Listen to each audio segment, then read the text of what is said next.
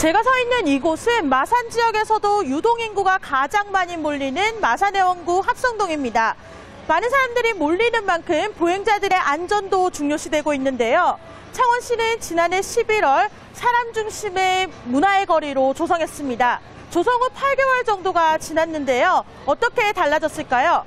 현장 점검 360도를 통해 짚어봤습니다. 지난 3월 합성동의 중심 번화가입니다. 대형 버스를 비롯해 많은 차량들이 오가면서 길을 이용하는 보행자들은 그야말로 설 자리가 없었습니다. 그래서 창원시는 합성동 번화가 일대를 보행자가 중심이 된 문화의 거리를 조성하기로 했습니다.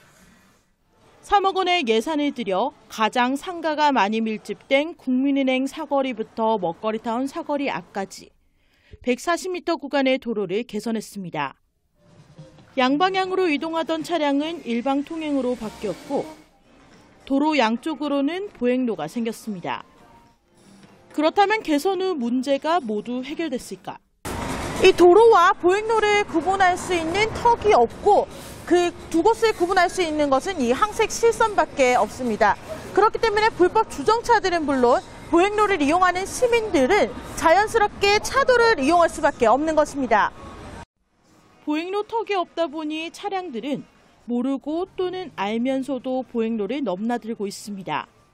일부 보행로는 불법 주정차로 점령되고 보행자들은 또 보행로 위를 달리는 차량을 피해 걸어야만 합니다. 저도 모르게 막 차선 밟고 다니는 경우도 있고 사람 많다 보면 치이는 경우도 있어서 선 밖으로 밀려나게 되면 차가 많이 다니니까 훨씬 위험해집니다. 부분이 안 명확해가지고 이렇게 세우는 거 조금 턱이라도 있었으면 좋겠어. 보행로를 구분하기 위한 턱 대신 설치된 도로 표시등 역시 보행자들의 안전을 위협하고 있습니다. 걷고 싶은 거리 구간은 술집이 많이 몰린 곳으로 치객들이 많이 오가는 곳입니다. 그렇다 보니 밤이면 치객들이 도로 표시등에 걸려 넘어지는 일이 수시로 벌어집니다. 지금 특히 주말 갔을 때는 사람이 더 많이 나오니까 많이 위험하죠.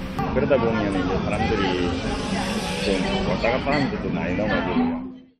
인근 상인들은 관할 지자체에 도로 표시등을 제거해 줄 것을 수차례 요청했지만 아직까지 답변을 듣지 못했습니다. 아직 홍보가 덜 된 탓인지 차량의 역주행도 끊이질 않고 있습니다. 개선 후 여기저기에서 문제점이 제기되고 있지만 왜 해결되지 않을까? 행정의 사업 시행과 향후 관리 담당 부서가 다르다 보니 관할 지자체도 혼선을 빚고 있습니다. 인도가 들어서고 이런 건 되게 좋은데 이제 턱이 낮아서 근데 그것도 이제 또 상가에 물건을 대야 되기 때문에 그것도 낮춰야 된다고 하더라고요. 그러니까 이게 복합적인 문제가 있는 것 같은데. 시범적으로 일부 구간을 조성한 것이긴 하지만 3억 원을 들여서 조성한 보행자 중심의 문화의 거리. 하지만 정작 보행자를 위한 것은 보행로가 생겼다는 것뿐 여전히 걷고 싶은 거리가 되기까지 가야 할 길은 멀어 보입니다. 헬로티비 뉴스 전주연입니다.